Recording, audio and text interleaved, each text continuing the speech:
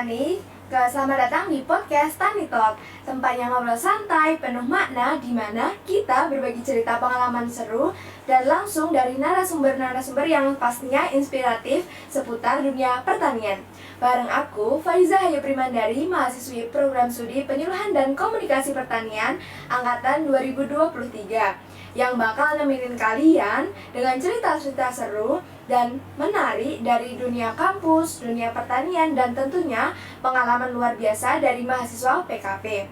Nah, kalian pernah kepikiran nggak sih mahasiswa PKP kayak kita ini yang sehari-harinya sibuk nugas, praktikum, ngelaprak, panas-panasan di sawah, ternyata loh bisa magang langsung ke Jepang.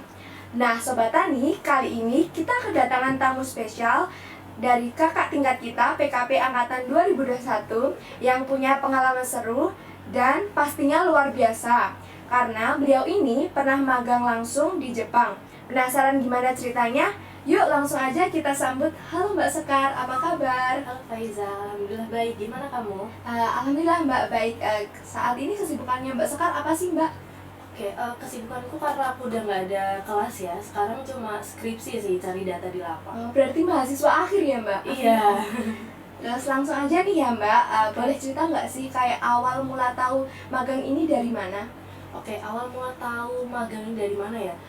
Sebenarnya aku nggak tahu sekarang ini masih ada apa enggak. Cuma dulu pas angkatanku tuh kebetulan ada unit magang. Nah, dari unit magang itu mereka memfasilitasi kita dengan adanya grup WhatsApp, namanya tuh sosialisasi magang. Nah, di situ kita bakal dikasih tahu informasi seputar tempat mana aja sih yang lagi buka atau oprek peserta magang gitu.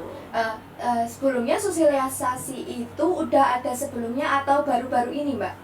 Oke, setauku ya bukan baru-baru ini sih, udah dari dulu ada. Dari mungkin aku dengarnya 2 tahun di atasku tuh udah ada sosialisasi magang di Jepang ini. Oh, berarti ini program yang berkelanjutan gitu ya Mbak? Iya. Oh, iya. Nah, apa sih Mbak yang membuat Mbak Sekar akhirnya tertarik untuk ikut program magang ini?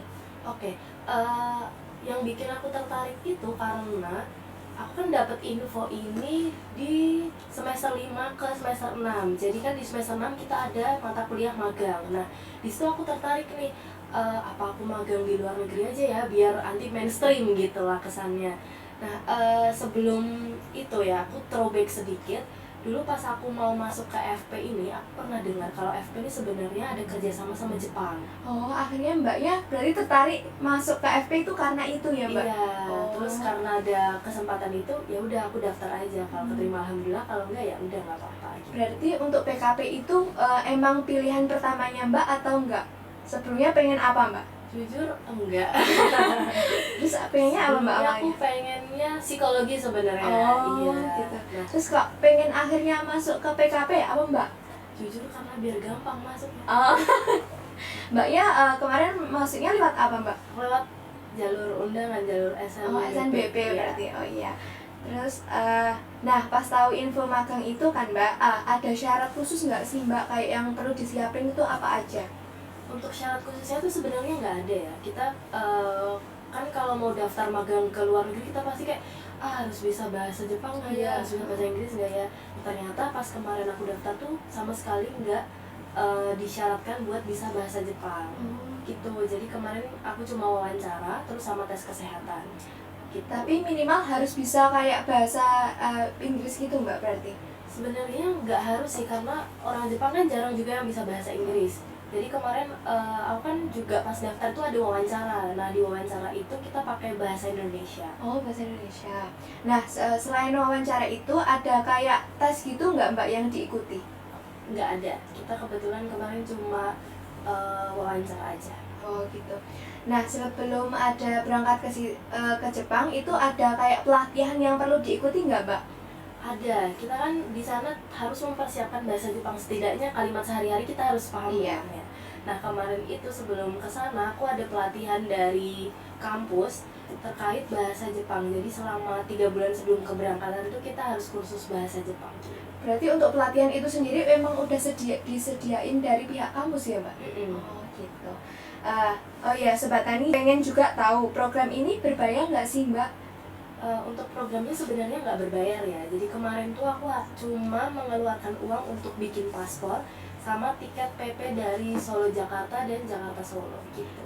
Oh, berarti semuanya udah ditanggung dari pihak yang menyelenggarakan program ini ya, Mbak? Iya, jadi nanti kita dikasih tiket pesawat PP dari Indonesia, Jepang, Indonesia itu secara gratis. Dan di sana juga kita pas datang itu langsung diberi uang pinjaman 5 juta. Nah, itu nanti kita cara gantinya karena di sana sistemnya kita dibayar, jadi bakal dipotong gitu gajinya. Oh, berarti di sana itu digaji gitu, Mbak? Iya, digaji. Oh. Nah, yang paling penasaran nih Mbak, pas pertama kali sampai ke Jepang, apa sih Mbak yang buat culture shock kayak beda banget nih dari di Indonesia, kayak budayanya, mungkin bahasanya, atau kehidupan sehari-hari yang ada di sana? Oke, mungkin pertama dari bahasa dulu ya. Pas sampai di sana kan langsung dengar nih kita bahasa Jepang, dan aku kan basicnya nggak nonton anime kan. Oh iya. Nah, di situ aku kayak asing banget, mereka nih ngomong apa aku nggak ngerti. Dan sebenarnya culture shocknya banyak banget. Cuma ada 2 yang bikin aku ingat banget sampai sekarang. Yang pertama itu pas antri ke toilet atau antri dimanapun. Nah, mereka tuh kayak antrinya tuh di depan pintu masuk, bukan di depan bilik-bilik. Jadi kita nggak bikin orang tuh jadi awkward gitu. Oh iya. Gitu. Sama yang kedua itu kita kan langsung kerja sama orang Jepang. Iya. Nah, orang Jepang itu kan kita tahu kalau budayanya on time kan. Iya. Nah, di situ misal kita berangkat kerja, masuk kerjanya jam 1, setidaknya paling lambat itu 10 menit sebelumnya mereka tuh pasti udah datang di tempat kerja gitu. Oh, berarti emang disiplin banget ya Mbak di sana itu orang-orangnya. Nah, pas sampai di sana itu kayak tempatnya, mungkin ada tempat tinggal yang disediain atau gimana Mbak? Di sana ada tempat tinggal yang disediain karena aku sama teman-temanku kan ada 18 orang. Nah, kita disediain ada 4 rumah. Oh gitu. Dari 18 orang itu dari prodi PKP aja atau dari beberapa prodi yang lainnya Mbak? Dari prodi yang lain juga kok, ada AGT, ada AGB, terus apalagi ya, PKP, sama udah deh kayaknya itu aja. Kalau dari PKP sendiri, Mbaknya sendiri atau ada temennya gitu? Ada temennya, aku sama temanku lagi satu lagi. Oh, berarti satu angkatan gitu Mbak? Satu Oh, angkatan. iya. Kalau boleh tahu nih Mbak, magang di Jepang itu di daerah mana sih Mbak? Aku kemarin di Hokkaido, namanya tuh di Nakashibetsu. Oh ya, kalau itu di perusahaan atau gimana? Itu sebenarnya masuknya kayak koperasi gitu loh. Kalau di Indonesia itu kan ada kayak gabungan kelompok tani. Iya. Nah, gabungan kelompok tani ini kan ada koperasinya. Nah, dia tuh sebagai koperasi yang menaungi petani-petani kecil gitu. Nah, pas di sana Mbak magang di sana itu ditempatkan di bidang apa aja Mbak? Aku di sana itu di bidang pertanian aja sih. Ada apa aja Mbak kalau di sana pertanyaannya, khususnya bidang apa? Oke, kalau di sana itu sebenarnya ada 3 fokus utama ya. Yang pertama itu di brokoli, yang kedua itu di kentang, sama yang terakhir itu di lobak. Berarti kebanyakan sayuran ya Mbak di sana? Oh, Sayuran. beda banget berarti sama yang ada di Indonesia, kan kebanyakan kayak padi gitu-gitu kan. Iya. Nah, dari perbedaan itu apa sih Mbak yang paling mencolok pertanian di Indonesia sama di Jepang? Oke, kalau pertanian di Indonesia kan, Indonesia baru merambah ke pertanian modern ya saat ini. Dan menurutku yang paling mencolok itu kemarin aku ditugasin buat panen kentang. Nah, kalau panen kentang itu kita harus naik truk.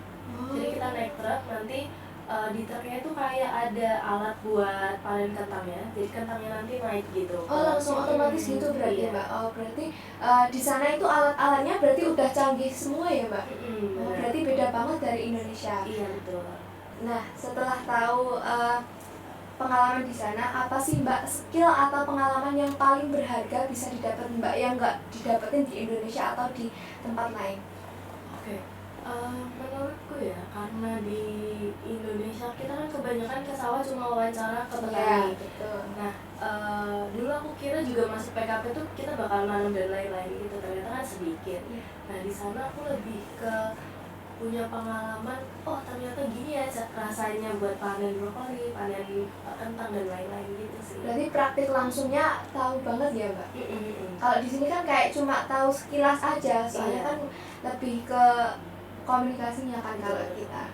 Nah, terus dari semua pengalaman yang ada pernah dilakukan Mbak Sekar itu, apa yang paling berkesan dari semuanya?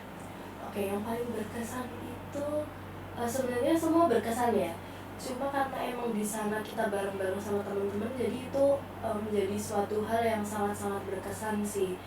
Contohnya nih, pas kita panen brokoli. Kita panen brokoli itu ternyata walaupun hujan badai angin ribut Tetap gitu, diterjang. iya, kita pakai jas hujan, nggak peduli kita sebasah apa nantinya, kita tetap berusaha buat panen brokoli karena ternyata karakteristik brokoli itu misal terlalu lama terkena air atau kehujanan itu bisa busuk. Iya. Berarti gampang busuk gitu Mbak. Gampang busuk. Selain kegiatan magang di sana, nah apa sih Mbak kegiatan sehari-harinya kayak pas waktu senggang itu apa yang Mbak lakukan?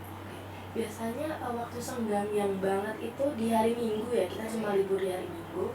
Tapi misal kita mau pergi pas setelah kerja juga nggak masalah gitu. Biasanya kita ke supermarket buat belanja, atau kita kan di Jepang tuh terkenal sama thrifting. Oh iya. Nah, kita ke tempat thrifting gitu buat belanja. Nah, untuk aksesnya ke tempat yang dikunjungi itu gimana Mbak?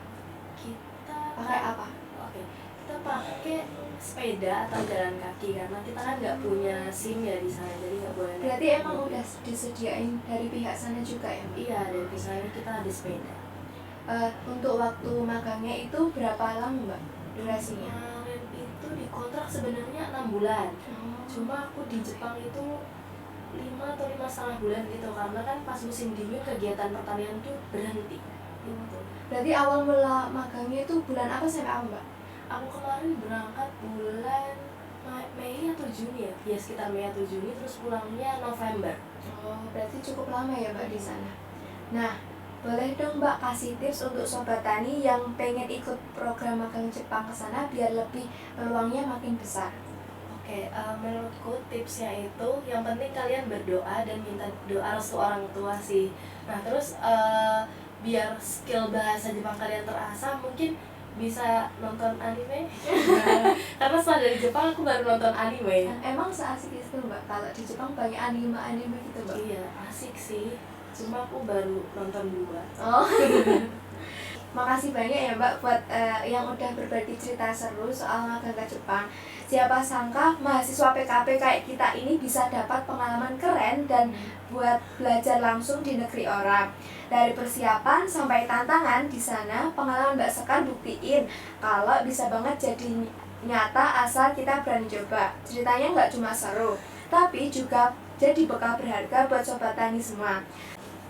Wah, setelah dengar cerita yang menarik dari Mbak Sekar ini, siapa tahu kamu yang menonton ini bisa jadi inspirasi selanjutnya.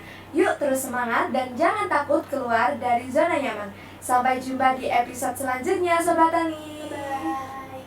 Bye.